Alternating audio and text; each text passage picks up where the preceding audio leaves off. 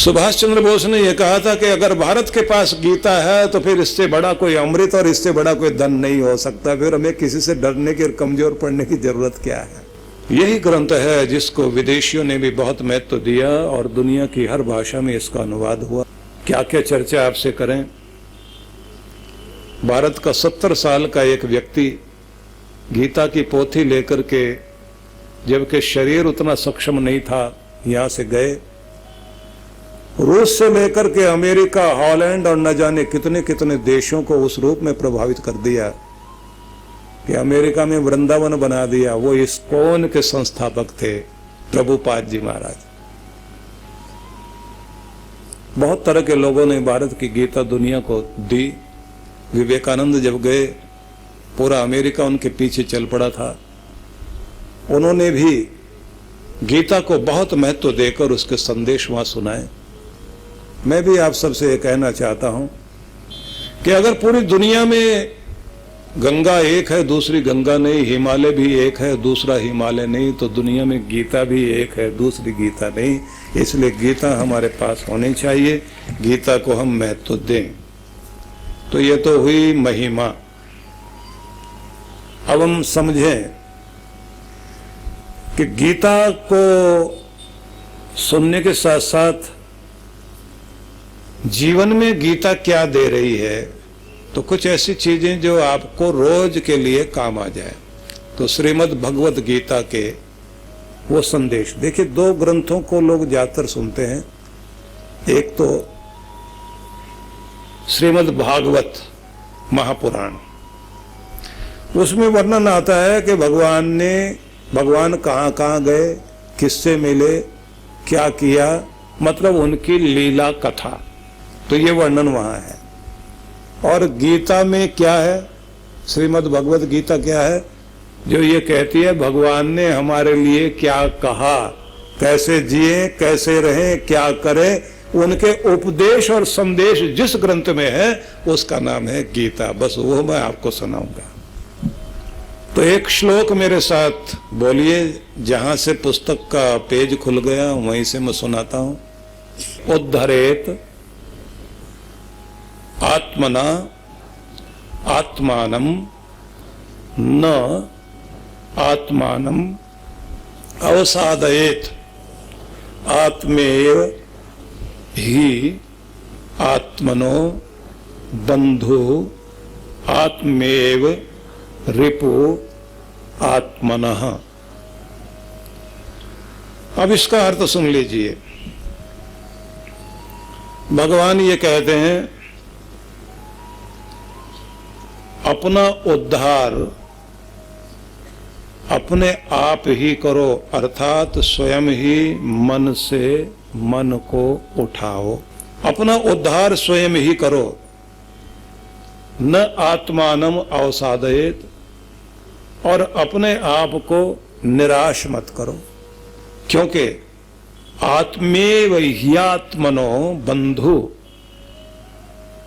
तुम स्वयं ही स्वयं के मित्र हो और स्वयं के स्वयं ही शत्रु भी हो। तो अपने दुश्मन मत बनिए, अपने दोस्त बनिए। अपने आप का उद्धार, अपना कल्याण खुद करिए। अपने मन से अपने मन को खुद उठाइए। अपने मन में निराशा के विचार लाकर खुद को निराश करके नीचे मत गिराइए। ये संदेश आपने सुना। अब इसकी गहराई में थोड़ा जाने की चेष्टा कीजिए। हम सभी लोग जब भी अकेले बैठे होते हैं या कहीं जा रहे हैं या काम कर रहे हैं या किसी से बातचीत भी कर रहे होते हैं, तो एक कार्य जरूर कर रहे होते हैं, आत्मसंवाद, अपने आप से बात करना। किसी की बात सुनते सुनते भी हम लोग जो है उसकी बात को अंदर अंदर संवाद चल रहा होता है, खुद के साथ बात चल रही होती है, मन मन में बात कर रहे होते हैं। उसी समय हम यह निर्णय कर लेते हैं कि इसकी बात का जवाब क्या देना है। और अपने अंदर ही बात करते करते हम ये भी विचार कर लेते हैं कि ये जो कह रहा है ये ठीक कह रहा है या गलत कह रहा है, ये चालाकी तो नहीं कर रहा है, बात सही बोल रहा है, धोखा तो नहीं दे देगा। आप अगर किसी से मोल भाव भी कर रहे हैं तो मोल भाव करते करते भी आप अपने अंदर अंदर बात कर रहे होते हैं, इतने की चीज लगती नहीं जितने रेट ये बता रहा है, और इतनी बड़ी कंपनी भी नहीं है जितना ये नाम ले लेकर बता रहा है। तो आप अपने अंदर ही अंदर संवाद करते हैं, अपने आपे से बातचीत करते हैं, ये तो हम सभी जानते हैं। और इस बात को थोड़ा सा और ज्यादा समझना हो, क्योंकि मैं थोड़ी साइकोलॉजी की बात इस रूप में करना चाहूंगा। कभी आप छोटे बच्चे को देखिए जो खिलौनों से खेल रहा हो कमरे में, क्योंकि हमने भी कितनी बार देखा खिड़की से झांक कर के अंदर से आवाजें आ रही हैं और अलग अलग आवाजें निकाल रहा है छोटा सा बच्चा। उसके हाथ में शेर भी है, बकरी भी है, घोड़ा भी है, और एक पुलिस वाला सिपाही भी उसने खड़ा किया हुआ है। वो सबकी आवाजें निकालता है, शेर की आवाज निकालेगा उसी तरह से, फिर बकरी की आवाज निकालता है, फिर सिपाही आ गया, फिर वो जो है अपने हाथ में गन लेकर के जैसे ठा ठा ठा की आवाज निकालता है, वैसे बच्चा आवाज भी निकालता है, और फिर वो खुश होता है और हंसता भी है। अनेक तरह की आवाजें बच्चा निकाल रहा होता है अकेला, लेकिन बहुत तरह की बातें कर रहा है वो। ये जो आप बातचीत ऐसे देखते हैं कि बच्चा अकेला किससे बात कर रहा है, वो खुद से बात कर रहा है। वो ऐसी बातें क्यों कर रहा है? क्योंकि ऐसी बातें आप भी करते हैं, बस आपका अंदर चलता है, बच्चा बार बार करता है, करते आप भी ऐसे ही। बिल्ली को देख लें तो आप भले ही बाहर से म्याऊ म्याऊ ना बोले, लेकिन मन मन में तो म्याऊ म्याऊ करने ही लग जाते हैं। मतलब बातचीत आपके अंदर चलती है। अब एक बात और ध्यान दें, किसी पागल को भी आपने देखा होगा, वो जोर जोर से कोई बात बोलता हुआ अकेला ही बड़बड़ाता हुआ जा रहा होता है। बस अंतर इतना ही है कि जो आप अंदर बोलते हैं बेचारे का बैलेंस बिगड़ गया, वो कंट्रोल नहीं कर पाता, वो जो अंदर बोला जाता है वो बाहर बोलता जा रहा है। बोलते सभी हैं। अब आप क्या कहेंगे, मैं आपको या तो बच्चा कह रहा हूं या वो कह रहा हूं, वो से मतलब समझ गए ना आप, वो नहीं कह रहा हूं। फिर क्या बताना चाहता हूं? मैं ये बताना चाहता हूं कि सभी लोग आत्म संवाद करते हैं, खुद से बातचीत करते हैं। अगर हम डरे हुए होते हैं तो डर के विचार अंदर अंदर चल रहे होते हैं, वही बातचीत करते रहते हैं। चिंता में है तो चिंता के विचार करेंगे, निराशा में है तो निराशा के करेंगे, और अगर हम नेगेटिविटी वाले हैं तो नकारात्मक विचार ज्यादा आएंगे। जब आपका मन नकारात्मक हो जाता है, नेगेटिव ज्यादा हो जाता है, तो नेगेटिविटी इतनी फैल जाती है कि आपको हर जगह शंका, आशंका और गलत चीजें दिखाई देती हैं। फिर आपका दोस्त आपके लिए अच्छी बात भी कहे, लेकिन आपको अगर उसके प्रति शंका हो गई है, आप उसको गलत आदमी समझने लग गए, तो जो भी कुछ वो बोलेगा आपको लगेगा ये आदमी भोलेपन में जरूर बोल रहा है, लेकिन भोला नहीं है, बहुत चालाक, क्योंकि आपके मन में एक आशंका आ गई। ध्यान देने वाली बात यह है कि जैसा मन आप बना लेंगे वैसी दुनिया आपको दिखाई देने लग जाएगी। जैसा मन आपका हो गया वैसे ही आप संसार में व्यवहार करने लग जाते हैं। जो कुछ आपको बाहर दिखाई देता है वो बाहर दिखाई देता है इसलिए क्योंकि अंदर वैसा दिखाई देने लग गया है। इसलिए एक पंक्ति याद कर लेना, वो ये है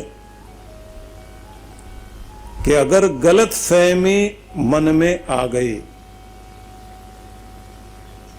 तो जितना जल्दी हो सके इसे खत्म कर लीजिए,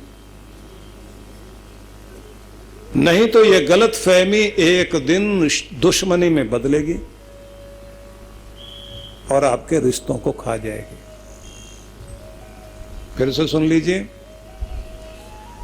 गलत फहमी को जितना जल्दी हो सके दूर कर दीजिए, अन्यथा यही गलतफहमी एक दिन बढ़ते बढ़ते दुश्मनी में बदल जाएगी और दुश्मनी आपके रिश्ते को खा जाएगी। जो आज तक आपकी ताकत था वो फिर आपकी कमजोरी ही नहीं, वो आपके लिए दुखदाई चीज बन जाएगी। जो आपको देखकर मुस्कुराता था और खुशी देता था, अब उसे देखते ही आपको दुख होगा, गुस्सा आएगा, आपका रिश्ता आपको पीड़ा पहुंचाने लग जाएगा। तो गलत फहमी जितना जल्दी हो दूर कर लेनी चाहिए। ठीक है, याद रहेगा सबको, पक्का। तो अब क्या समझा हमने, ये गलत फहमी धीरे धीरे आती है।